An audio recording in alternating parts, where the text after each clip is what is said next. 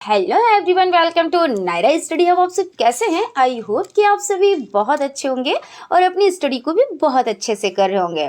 तो फ्रेंड्स, हम लोग सेशन को स्टार्ट करते हैं। उससे पहले अगर अभी तक आप लोगों ने चैनल को सब्सक्राइब नहीं किया है तो प्लीज़ सब्सक्राइब कर लीजिएगा, बेल आइकन को प्रेस कर लीजिएगा और अगर सेशन अच्छा लगे तो लाइक भी ज़रूर कीजिएगा, क्योंकि एक लाइक तो बनता है ना।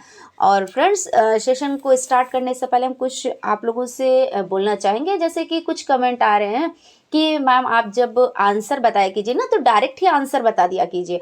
तो फिर डियर, हम ये कहना चाहते हैं कि अगर हम डायरेक्ट आपको आंसर ही बता देंगे, ठीक है, तो इससे तो आपके पास भी बहुत ज़्यादा कलेक्शन है। ऐसा तो है नहीं कि आपके पास सीरीज़ नहीं है, आपके पास बुक्स नहीं है। तो ऐसा नहीं है, बुक्स तो बहुत सारी होती हैं। तो क्या आप सारी बुक्स को पढ़ते भी हो कि वो सिर्फ रखी हुई हैं, है ना। तो चीज़ें क्या है, जब हम चीज़ों को समझेंगे, जैसे एक क्वेश्चन को हमने तैयार किया तो उससे रिलेटेड 4 ऑप्शन होते हैं, तो कम से कम हम 2 ऑप्शन के बारे में तो डिस्कस करें ही करें, है ना। तो इससे क्या होता है, जो हमारी जानकारी होती है, जो हमारा नॉलेज होता है, तो वो बढ़ता है। और अगर सिर्फ हम टिक कराते चले जाएं, जैसे कि हमने एक क्वेश्चन पढ़ा और उसका हमने आंसर दे दिया, तो ये तो आप भी वर्क कर सकते हैं ना। तो आप लोग क्या कर रहे हो, प्रैक्टिस कर रहे हो, चीज़ों को सीख रहे हो। और चीज़ों को ज़्यादा से ज़्यादा सीखने के लिए हमें क्या करना होता है, डिटेल में चीज़ों को सीखना होता है। और वो बात अलग की है, जब हम फास्ट रिवीजन करेंगे तो उसमें क्या होगा कि फास्ट रिवीजन में तो यही वही होता है कि फटाफट से क्वेश्चन पढ़े और उसके बाद आंसर जान लिया और ये आपका फास्ट रिवीजन हो जाता है। तो ये सब भी चीज़ें तो एग्जाम के 1 से 2 दिन पहले ये चीज़ें होंगी, ठीक है। लेकिन अभी आप लोग अच्छे से तैयारी करें, क्योंकि आप देखिए आपके सेमेस्टर की तो तैयारी हो ही रही है, प्लस अगले सेमेस्टर की भी तैयारी चल रही है इसी में। और प्लस आप जब सीटेट का एग्ज़ाम देंगे, सुपर टेट का एग्ज़ाम देंगे, वनडे कोई भी एग्ज़ाम देंगे, तो क्या होगा, आपकी तैयारी इतनी अच्छी हो रखी होगी कि आपको बहुत ज़्यादा मेहनत करनी नहीं पड़ेगी। तो ये चीज़ हम कहना चाहते हैं, ठीक है ना। तो ज़्यादा बातें ना करते हुए हम लोग चलते हैं आज का जो टॉपिक है उस पर हम लोग बात कर लेते हैं। और सब्जेक्ट कौन सा है तो आपको पता ही है कि सामाजिक अध्ययन है। और आपका जो सेमेस्टर तो आपको पता ही भाई चतुर्थ सेमेस्टर है ना। तो चलते हैं, फर्स्ट नंबर का क्वेश्चन हम सबसे पहले देख लेते हैं। क्वेश्चन है आपका, उत्तर प्रदेश में माघ मेले का आयोजन कहाँ होता है? तो आप यहाँ पे देख लेते हैं, प्रयागराज में होता है, कानपुर में होता है, फतेहपुर में होता है या कौशाम्बी में होते हैं। आपको भी इसमें कुछ सेकंड दिए जाएंगे जिससे आप लोग भी अपना एक प्रैक्टिस अच्छे से कर पाएँ। और हम डायरेक्ट बता देते हैं तो उसमें आपकी प्रैक्टिस नहीं हो पाती है ना। तो अब तक आप लोगों ने आंसर को टिक कर लिया होगा। उत्तर प्रदेश में माघ मेले का आयोजन जो होता है वो होता है प्रयागराज में। कहाँ होता है? तो प्रयागराज में होता है। अगर हम बात करते हैं माघ मेला, त्रिवेणी संगम, त्रिवेणी संगम यानी गंगा और यमुना और आपका हो जाता है सरस्वती, ठीक है ना। क्या हो जाता है? सरस्वती, इसके संगम पर लगता है। इसी को क्या कहा जाता है? त्रिवेणी संगम कहा जाता है। चलते हैं अगले क्वेश्चन की तरफ। भारत में सर्वाधिक साक्षरता दर किस राज्य में है? तो मेघालय में है, पश्चिम बंगाल में है, केरल में है या उत्तर प्रदेश में है? तो भारत में सर्वाधिक साक्षरता दर किस राज्य में है? तो आप सभी को पता है और बहुत अच्छे से पता है कि केरल राज्य में है सर्वाधिक साक्षरता। और सर्वाधिक साक्षरता केरल में है कितनी? आपकी हो जाती है 96.2%, ये इतनी हो जाती है। अगर हम सेकंड नंबर पर बात करें कि सेकंड नंबर पर कौन है, तो मिजोरम हो जाता है। कौन हो जाता है? तो मिजोरम हो जाता है। कभी कभी ऐसे भी क्वेश्चन पूछ लिया जाता है कि भाई फर्स्ट नंबर पे तो आपको पता है केरल है, लेकिन सेकंड नंबर पर कौन है ना। तो ये मिजोरम हो जाते हैं। और अगर इसकी बात करें कितना, तो 91.1%, ठीक है ना। तो ये आपका हो जाता है। तो इस तरह से भारत में सर्वाधिक साक्षरता दर किस राज्य में है? तो केरल राज्य हो जाता है। और आपका हो जाता है, भारत का मैनचेस्टर किसे कहा जाता है? तो मैनचेस्टर देखिए, कानपुर को कहा जाता है, अहमदाबाद को कहा जाता है, मुंबई को कहा जाता है, कोयम्बटूर को कहा जाता है, किसको कहा जाता है? तो अगर भारत के मैनचेस्टर की बात आए तो आंसर आपका चेंज हो जाता है, ठीक है ना। और अगर उत्तर प्रदेश की बात आए तो आपका आंसर दूसरा होगा। तो हम पहले भारत की बात की गई है यहाँ पे, तो आपका जो आंसर हो जाता है वो आपका हो जाता है अहमदाबाद। कौन हो जाता है? तो अहमदाबाद हो जाता है। और अगर हम बात करें उत्तर प्रदेश के मैनचेस्टर की बात, तब कानपुर होगा, ठीक है ना। तो यहाँ पे बिल्कुल भी कंफ्यूज मत होइएगा। भारत का पूछा जाए तो अहमदाबाद, और अगर उत्तर प्रदेश यानी यूपी का पूछा जाए तब कानपुर होगा। तो इसमें बिल्कुल भी कंफ्यूजन नहीं होनी चाहिए, एकदम क्लियर कर लीजिएगा आप लोग। और चलते हैं अगले क्वेश्चन की तरफ। 2011 की जनगणना के अनुसार उत्तर प्रदेश साक्षरता की दृष्टि से किस स्थान पर है? ठीक है, तो 15वें स्थान पर है, 20वें स्थान पर है, या 24वें स्थान पर है, या 29वें स्थान पर है? किस स्थान पर है? तो हम लोग बात कर लेते हैं इसके आंसर की। तो ये आपका हो जाता है 24वें स्थान पर। कितने स्थान पर हो जाता है? तो 24वें स्थान पर ये आपका हो जाता है। तो इस अकॉर्डिंग आपका जो सा ऑप्शन है वो आपका राइट हो जाता है, ठीक है ना। अगर हम बात कर ले तो 24वें स्थान पर, जैसे कि अभी बात हो चुकी है कि, और यहाँ पे उत्तर प्रदेश की साक्षरता दर की अगर हम बात कर लेते हैं तो 67.7% थी, जो राष्ट्रीय औसत 74% से कम थी। अब आप कहेंगे कि मैम ये तो देखिए, चीज़ों को आप समझते चलें कि क्या क्या चीज़ें हैं, और ज़रूरी नहीं होता है कि हम 30 से 40-50 क्वेश्चन कर लें और हमारी समझ में कुछ भी ना आए। अगर क्वेश्चन में थोड़ा सा अंदर से या डीप में पूछ लिया जाए तो आप उसमें अटक जाएं, तो वो चीज़ें नहीं सही है। तो थोड़ा थोड़ा आप लोग समझते हुए चलें कि और चीज़ें अगर इधर उधर से पूछ ली जाएं, हालांकि सिलेबस से बाहर का कुछ नहीं आता, लेकिन जो आपके सिलेबस में है तो वो तो आपसे पूछा जा सकता है। ऐसा तो है नहीं कि बस जो क्वेश्चन छपे हुए हैं बस वही क्वेश्चन आएंगे, ऐसा नहीं। सिलेबस में से क्वेश्चन कोई भी वो बना सकते हैं, और एग्जामिनर का काम होता है, क्या होता है? तो कंफ्यूज करना, ठीक है ना। और भाई कंफ्यूज भी हो जाते हैं बहुत से लोग, आंसर पता होते हुए भी क्या करते हैं? गलत पे टिक कर देते हैं, है ना। तो ये सभी चीज़ें जो ये डाउट्स हैं इनको क्लियर कीजिए, अच्छे से स्टडी कीजिए। उसके बाद आपका क्वेश्चन नेक्स्ट हो जाता है, भारत की सबसे प्राचीन पर्वत श्रृंखला कौन सी है? तो हिमालय है, अरावली है, पश्चिमी घाट है, या सतपुड़ा है? कौन सी है? तो भारत की सबसे प्राचीन पर्वत श्रृंखला अरावली हो जाती है। कौन हो जाती है? तो अरावली हो जाती है। अरावली राजस्थान, गुजरात और दिल्ली से होकर गुजरती है। अगर हम इसकी बात करें ये कहाँ से गुजरती है, तो ये आपके राजस्थान, गुजरात और दिल्ली से होकर गुजरती है। और अरावली पर्वत श्रृंखला करीब 870, कितना? तो 870 यानी 870 मिलियन साल पुरानी है, अगर इसकी बात कर ली जाए। तो ये आपका जो बा ऑप्शन है वो राइट है। और आपका नेक्स्ट क्वेश्चन है, भारत में कुपोषण का स्तर मापने के लिए कितने वर्ष तक के बच्चे लिए जाते हैं? तो 0 से 5 वर्ष तक के, या 0 से 8 वर्ष तक के, या 0 से 10 वर्ष तक के, या 0 से 12 वर्ष तक के? तो कौन से हो जाते हैं? तो आपका हो जाता है 0 से 5 वर्ष तक के। ये आपका जो आ ऑप्शन है ये राइट हो जाएगा। और चलते हैं भाई हम अगले क्वेश्चन की तरफ। फ्रेंड्स, आप लोग लाइक सब्सक्राइब करते रहें, इसके लिए आपको याद दिलाना पड़ता है, लेकिन आप लोग तो वैसे कर तो देते ही हैं, लेकिन हमको क्या रहता है कि हम याद दिला देते हैं आप लोगों को। चलते हैं अगले क्वेश्चन की तरफ। संयुक्त राष्ट्र संघ की संस्था यूनिफेम का मुख्य कार्य क्या है? तो स्वास्थ्य सुविधाओं को बढ़ावा देना, पर्यावरण संरक्षण को बढ़ावा देना, महिला सशक्तिकरण एवं लैंगिक समानता को बढ़ावा देना, या कृषि सुधार को बढ़ावा देना? तो इसमें कौन सा आंसर आपका राइट होगा?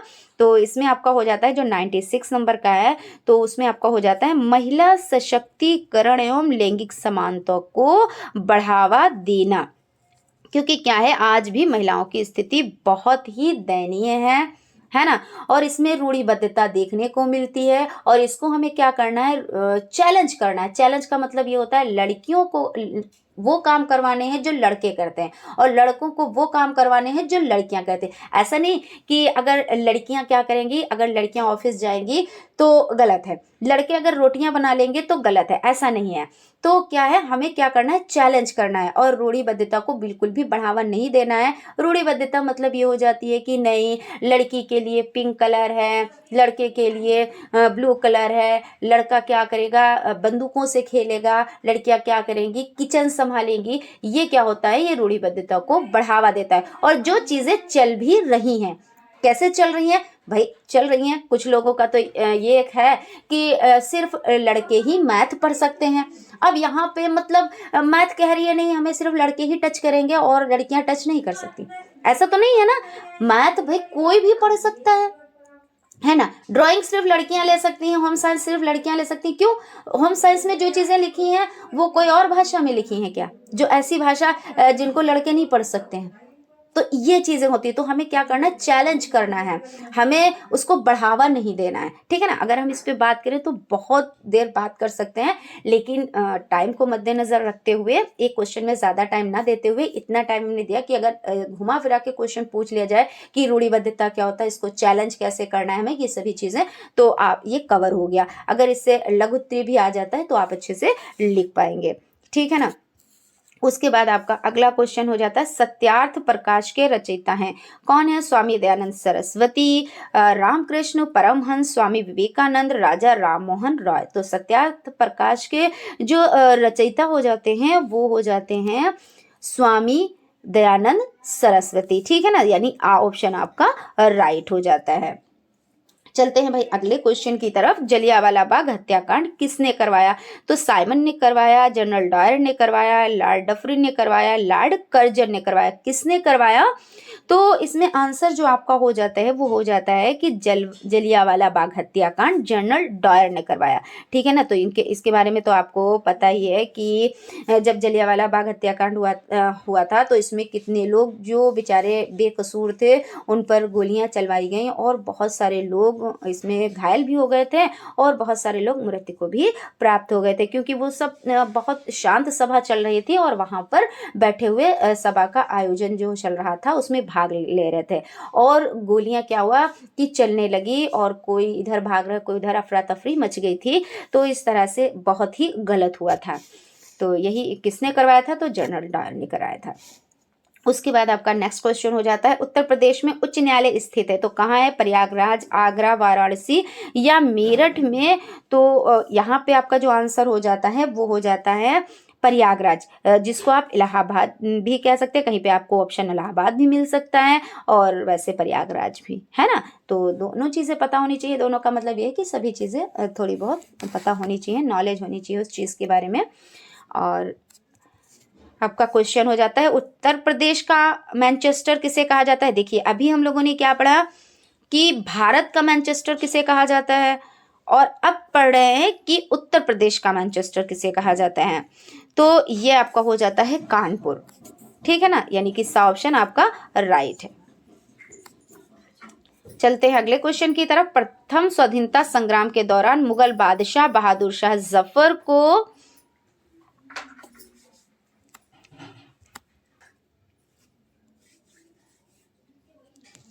हुमायूं के मकबरे से किस ब्रिटिश सेना नायक ने गिरफ्तार किया था? तो किसने किया था? जॉन निकोलसन ने या हडसन ने या कैमलिन ने या हैवलॉक ने किया था? तो जो इसमें आंसर आपका हो जाता है वो राइट हो जाता है, हडसन ने किया था। झांसी की रानी लक्ष्मीबाई की समाधि कहाँ पर है? तो झांसी में है, ग्वालियर में है, कानपुर में है या वाराणसी में है? कहाँ पर है? तो ग्वालियर इसका राइट आंसर हो जाता है। और अगर हम बात करते हैं तो झांसी की रानी की समाधि ग्वालियर शहर के फूलबाग में है। अगर ये पूछ लिया जाए भाई ग्वालियर शहर के कहाँ पर है, तो फूलबाग में है। 1899 ईस्वी में पुणे में विडो होम की स्थापना किसने की थी? डॉक्टर आत्माराम पांडुरंग, महादेव गोविंद नराडे, केशव चंद्र, डी के कर्वे। तो इसमें आंसर कौन सा हो जाता है? आंसर आपका हो जाता है डी के कर्वे हो जाता है, यानी कि दा ऑप्शन आपका राइट हो जाता है। स्वामी दयानंद सरस्वती ने आर्य समाज की स्थापना कहाँ की थी? लाहौर, मुंबई, प्रयागराज, जयपुर। कहाँ की थी? तो आंसर आपका हो जाता है मुंबई में की थी, ठीक है ना। तो दयानंद सरस्वती ने आर्य समाज की स्थापना कहाँ पर की थी? तो मुंबई में की थी। मेरे सिर पर लाठी का एक एक प्रहार अंग्रेजी शासन के ताबूत की कील साबित होगी, किसका ये कथन है? इकबाल का है, लाला लाजपत राय का है, जवाहरलाल नेहरू का है या बाल गंगाधर तिलक का है? तो मेरे सिर पर पड़ी लाठी का एक एक प्रहार अंग्रेजी शासन के ताबूत की कील साबित होगा, तो ये किसने कहा था? ये कहा था लाला लाजपत राय ने, ठीक है ना। तो इस तरह से आपका बा ऑप्शन राइट हो जाता है। गदर पार्टी का संस्थापक कौन था? श्यामजी कृष्ण वर्मा, लाला हरदयाल, राजा महेंद्र प्रताप, बरकतुल्ला। कौन? तो इसमें आपका हो जाता है आंसर जो हो जाता है लाला हरदयाल, ये आंसर आपका राइट हो जाता है। हिंद स्वराज का लेखक कौन है? लाला लाजपत राय, महात्मा गांधी, बाल गंगाधर तिलक या अरविंद घोष, कौन हो जाते हैं? तो इसमें आपका जो आंसर हो जाता है, आंसर पर ही चलते हैं कि यहाँ पे देखिए कि हिंद स्वराज का लेखक तो महात्मा गांधी, ठीक है ना। महात्मा गांधी, इसे 1909 में लिखा गया था। यह पुस्तक गुजराती भाषा में लिखी गई है। अगर हम बात करते हैं कि ये किस भाषा में लिखी गई है, तो ये गुजराती भाषा में लिखी गई है, ठीक है ना। किस भाषा में लिखी गई है? तो गुजराती भाषा में लिखी गई है। और कब लिखी गई है? तो 1909 में लिखी गई है, ठीक है। काकोरी कांड में किसे फांसी दी गई थी, यानी किसे नहीं दी गई थी? यहाँ पे देखिए क्वेश्चन, यहाँ पे एक चीज समझ लीजिए, जहाँ पे नेगेटिव में पूछा जाए, कुछ लोग क्या करते हैं कि नेगेटिव पे ध्यान नहीं देते कि नहीं में पूछा गया है, और जो सही होता है उस पर टिक कर देते हैं। और यहाँ पे वो चीज पूछी गई है जो सही नहीं है, यानी हमें क्या करना है? नेगेटिव के साथ जाना है, यानी नेगेटिव का भाई नेगेटिव, ठीक है। तो काकोरी कांड में किसे फांसी नहीं दी गई थी? तो राम प्रसाद बिस्मिल को नहीं दी गई थी, या अशफाकुल्ला खां को नहीं दी गई थी, या मनमथ नाथ को नहीं दी गई थी, या राजेंद्र लाहिड़ी को नहीं दी गई थी। तो किसको नहीं दी गई थी? तो आप लोगों को सभी को अच्छे से पता है कि देखिए जो राम प्रसाद बिस्मिल हो जाते, अशफाकुल्ला खां हो जाते हैं, राजेंद्र लाहिड़ी हो जाते हैं, तो इनको तो सभी को दी गई थी, ठीक है ना। तो मनमथ नाथ को नहीं दी गई थी। तो इस तरह से हमें नहीं के साथ जाना है, नेगेटिव के साथ जाना है। तो ये आपका जो सा ऑप्शन है वो राइट हो जाएगा। कैबिनेट मिशन भारत कब आया था? 1942, 1944, 1945 और 1946। कब? तो आंसर आपका हो जाता है 1946 ईस्वी। कब की अगर बात करें, ये तो हो गया सन, और अगर डेट की बात करें तो 24 मार्च, क्योंकि जो डेट्स होती हैं वो भी बहुत ज़्यादा इंपॉर्टेंट हो जाती हैं, क्योंकि कभी कभी क्या सन ना पूछकर डेट ही पूछ ली जाती है, तब दिक्कत आ जाती है। चीज़ें पता होते हुए भी चीजें गलत होने की संभावना बन जाती है, क्योंकि भाई हमने तो सन याद किया है, डेट नहीं याद की। या आप कहोगे मैम याद करने की आप बात कर रहे हो, याद तो करवाना ही नहीं, आप लोग छोटे बच्चे थोड़ी ना हो, आप तो टीचर बनने वाले हो, है ना। वो बच्चों की बात की जाती है कि याद करवाना, रटाना, कंठस्थ कराना, तो वो तो छोटे बच्चों के लिए है ना। कुछ चीजें भाई याद करनी पड़ती हैं। उसके बाद चलते हैं भाई क्वेश्चन की तरफ चलते हैं हम। काला सोना किसे कहा जाता है? तो कोयले को कहा जाता है, जली लकड़ी को कहा जाता है, पेट्रोलियम और इससे बने उत्पाद को कहा जाता है, या लोहे को कहा जाता है। अब कुछ लोग इसमें देखिए बहुत ज़्यादा कंफ्यूज हो जाते हैं और फटाक से क्या करते हैं, कोयले पे टिक कर देते हैं, और जो कि आंसर आपका हो जाता है गलत। अब आप कहोगे मैम काला सोना की यहाँ पे बात हो रही है और कोयला तो काला ही होता है, तो इस तरह से तो आंसर भाई यही होना चाहिए, लेकिन हम आपसे बताएंगे कि ये आंसर बिल्कुल भी नहीं सही है। क्यों नहीं सही है? क्योंकि इसमें जो आंसर आपका हो जाता है वो हो जाता है पेट्रोलियम और इससे बने उत्पाद, क्योंकि ये जब ज़मीन में पाया जाता है तो काले रंग का ही होता है और इसको काला सोना कहा जाता है। तो इस तरह से आपका पेट्रोलियम और इससे बने उत्पाद ये हो जाते हैं। तो कभी भी आप लोग कोयला या लकड़ी पे, जली हुई लकड़ी पे मत लगा दीजिएगा, ध्यान से चीज़ों की कीजिएगा, क्योंकि एक एक नंबर बहुत ही ज़्यादा महत्व रखता है। एक नंबर से क्या ना हो जाए वही वाली बात होती है। अब आपने जो एग्ज़ाम दिया और उसके बाद रिजल्ट आया तो आपने देख ही लिया होगा किस तरह से एक एक नंबर महत्व रखता है ना। क्योंकि क्या होता है ना, कभी कभी चीज़ें समझाने से इंसान नहीं समझता है, लेकिन उसके बाद जब चीज़ें पढ़ती हैं और उस दौर से हम गुजरते हैं तब हमारी समझ में आता है कि हमने क्या सही किया और क्या गलत किया, है ना। चलते हैं भाई अगले क्वेश्चन की तरफ। 1857 ईस्वी की क्रांति के लिए तिथि निश्चित की गई थी। अब यहाँ पे देखिए तिथि निश्चित की गई थी, तो कौन सी तिथि निश्चित की गई थी? तो यहाँ पे आपका हो जाता है, हम लोग देखिए अगर निश्चित की बात की जाए तो आंसर अलग होगा, और अगर बात की जाए स्टार्ट कब हो गई थी तो आंसर अलग होगा। क्यों? क्योंकि देखिए तिथि तो निश्चित की गई थी 31 मई यानी 31 मई 1857, लेकिन क्या हुआ, इतने जुल्म हो रहे थे, अंग्रेज क्या कर रहे थे, जीने ही नहीं दे रहे थे हमारे ही घर पे आकर, और हम ही को क्या कर रहे थे, रोब दिखा रहे थे, हम लोगों को क्या गुलाम बना के रखा था। तो ये सभी चीज़ें थी ना। तो क्या होता है फिर वो डेट नहीं रखी जाती कि हाँ हमको एक डेट मिली है, उस डेट पे हम वर्क करेंगे। भाई आप ही हैं, आपको कोई परेशान करने लगे और हद से ज़्यादा परेशान करने लगे, और एक टाइम फिक्स कर दिया जाए कि अब ये कितना भी बंदा आपको कुछ कहे लेकिन आप इस डेट पे वो चीज़ कहिएगा, तो क्या आप टाइम देखेंगे और डेट देखेंगे? ऐसा नहीं है। जब कहते नहीं पानी सिर से ऊपर हो जाता है, फिर ये डेट और टाइम कोई महत्व नहीं रखती। तो यही हुआ था 1857 की क्रांति, क्योंकि पहले निर्णय लिया गया था कि इसको एक डेट के हिसाब से, एक टाइम के हिसाब से इसको किया जाएगा और उसकी डेट भी फिक्स हो गई थी। लेकिन जब ज़्यादा जुल्म हो रहे थे तब फिर क्या हुआ, क्योंकि जीने ही नहीं दिया जा रहा था भाई, वो वाली चीज़ थी। फिर कहाँ, ऐसा तो नहीं कि सभी का खून ठंडा होता है, तो फिर स्टार्ट हो गई थी। तो कब स्टार्ट हुई थी इस पे बात कर लेते हैं। तो 31 मई 1857 की जो डेट रखी गई थी, और यहाँ पे देखिए, यहाँ पे हम आपको बता देते हैं। और स्टार्ट कब हो गई थी, 10 मई 1857। तो इस तरह से आपका आंसर हो जाता है। तो ध्यान रखिएगा कि कहाँ पे पूछा गया है, स्टार्ट कब हुई थी, या क्वेश्चन पूछा गया है कि जो तिथि थी उसको रखा कब गया था, है ना। तो ये सभी चीज़ें आप लोग इसको ध्यान से देख लीजिएगा, समझ लीजिएगा। अगर कन्फ्यूज़न कहीं पे है तो आप लोग कमेंट ज़रूर कीजिएगा, क्योंकि एक एक नंबर बहुत ज़्यादा अहमियत रखते हैं भाई। तो हम रिस्क नहीं ले सकते एक भी नंबर के लिए। चलते हैं अगले क्वेश्चन की तरफ। ब्रह्म समाज की स्थापना किसने की थी? देवेंद्र नाथ टैगोर ने, केशव चंद्र सेन ने, राजा राम मोहन रॉय ने, महादेव गोविंद नराडे ने। तो जो आपका आंसर हो जाता है, ब्रह्म समाज की स्थापना किसने की थी? तो आपका राजा राम मोहन राय, ये आंसर राइट हो जाता है, ठीक है ना।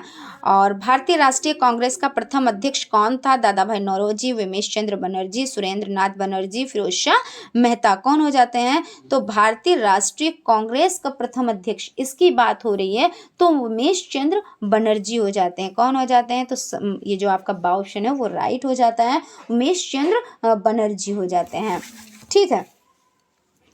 धन निष्कासन का सिद्धांत प्रतिपादित किया किसने किया? दादा भाई नौरोजी, गोपाल कृष्ण गोखले, बाल गंगाधर तिलक, लाला लाजपत राय।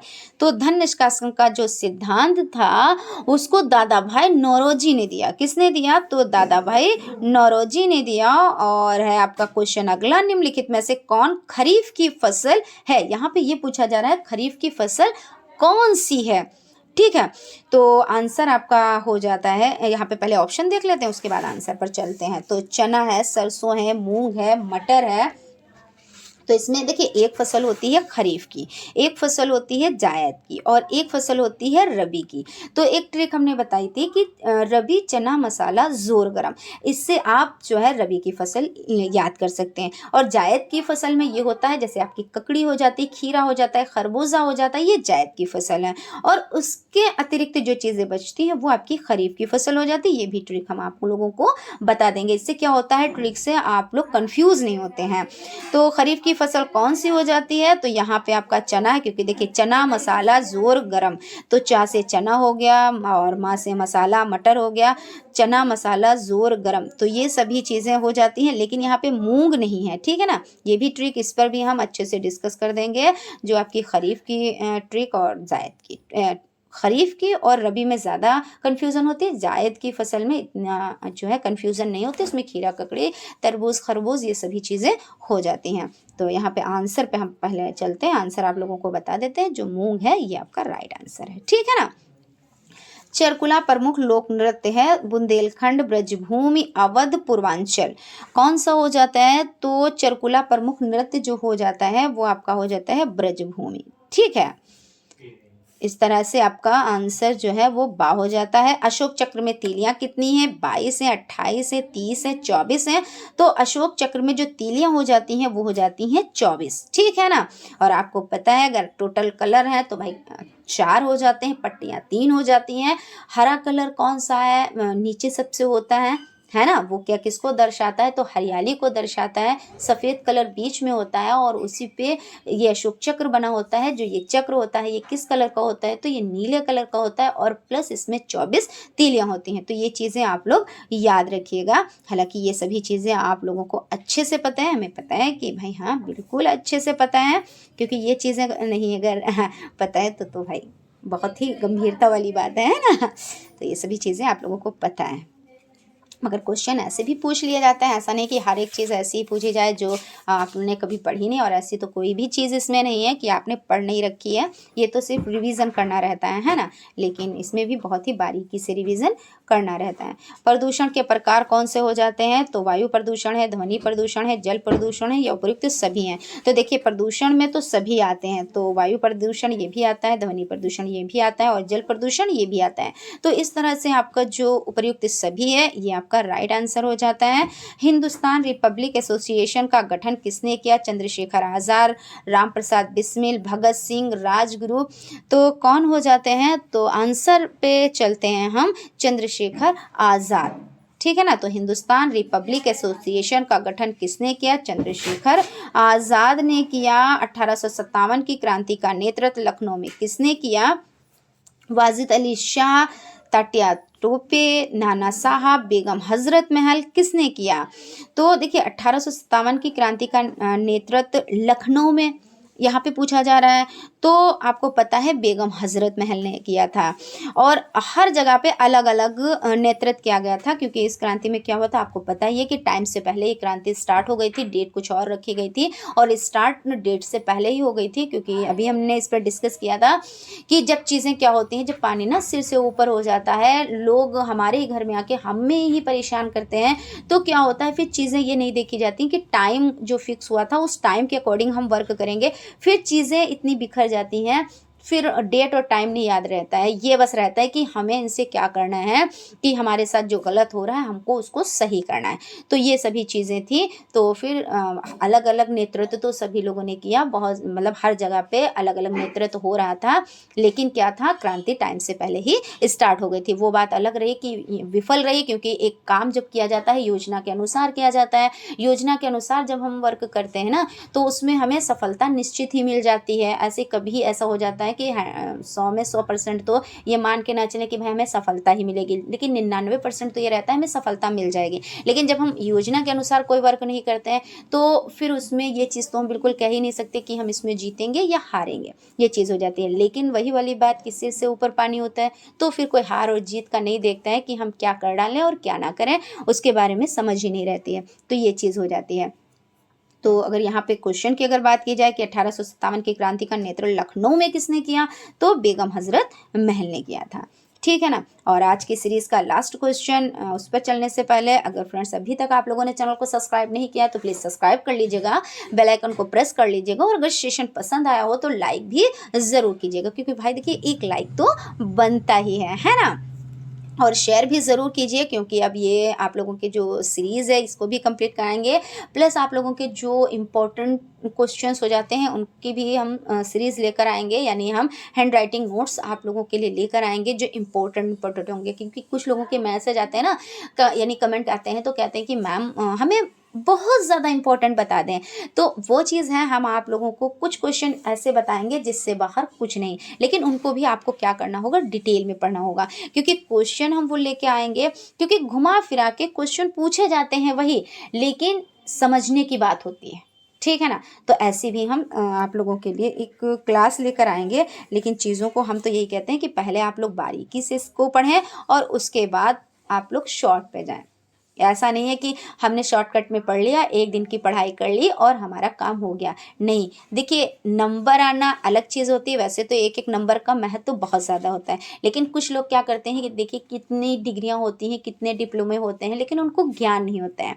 कुछ लोग क्या होते हैं, उनके पास डिग्रियां भले कम हो लेकिन उनको ज्ञान बहुत ज़्यादा होता है। तो ये क्यों? क्योंकि जो भाई 6 मंथ आपका है, आपका एक सेमेस्टर 6 मंथ का है, आपने 6 मंथ पढ़ाई की, ठीक है, और आप एग्ज़ाम हॉल में बैठे, और एक ने क्या किया, सिर्फ जब एग्ज़ाम डेट आई 15 डेज पहले ही पढ़ना स्टार्ट किया, या कुछ लोगों को एक विचार होता है कि हम 1 वीक में तैयारी कर लेंगे, तो उनकी तैयारी में और जिन्होंने 6 मंथ में तैयारी की है उनकी तैयारी में कुछ तो फ़र्क होगा ना भाई। उन्होंने अपने 6 मंथ दिया है एक सेमेस्टर पर, तो क्या होता है कि उनको नंबर तो मिलते ही हैं। और वो बात अलग है कि कभी कभी जो ज़्यादा पढ़ते हैं उनको नंबर कम मिल जाते हैं, लेकिन उनको ज्ञान तो होता है ना, लेकिन इतना वो ज़रूर कर लेते हैं, इतने अच्छे उनको नंबर ज़रूर मिल जाते हैं कि हाँ उनको कोई रोक नहीं सकता कहीं पर। ठीक है। तो ज्ञान भी बहुत ज़्यादा ज़रूरी होता है और पास होना भी ज़रूरी होता है, क्योंकि भाई हमें भीड़ से बाहर दिखने के लिए और लाइन में लगने के लिए नंबर भी ज़रूरी चाहिए होते हैं, और नॉलेज तो इम्पॉर्टेंट है ही है। तो खैर हम लोग लास्ट क्वेश्चन को भी कंप्लीट कर लेते हैं और उसके बाद मिलेंगे हम लोग अगले क्लास में। तो क्वेश्चन आपका हो जाता है, मनरेगा योजना किस सन में लागू की गई? तो 2003 में, 2005 में, 2007 में, 2009 में। कब की गई? तो आपका हो जाता है 2005 और 5 सितंबर, ये आपका राइट आंसर हो जाता है। तो इस तरह से आप लोगों का आज का सेशन जो है वो कंप्लीट हो जाता है। अगर कहीं पे कोई डाउट रह गया, कोई कन्फ्यूज़न रह गई, कुछ क्लियर करना चाहते हैं आप लोग, तो आप कमेंट कर सकते हैं, ठीक है। और बाकी अगर कहीं पे कन्फ्यूज़न है तो आप दोबारा भी क्लास देख सकते हैं, ज़रूरी रहता है। तो फ्रेंड्स मिलते हैं अगले क्लास में, तब तक आप लोग अपना ख्याल रखें, स्टडी को कंटिन्यू करें, और अगर सेशन पसंद आए तो लाइक भी ज़रूर करें। Thank you.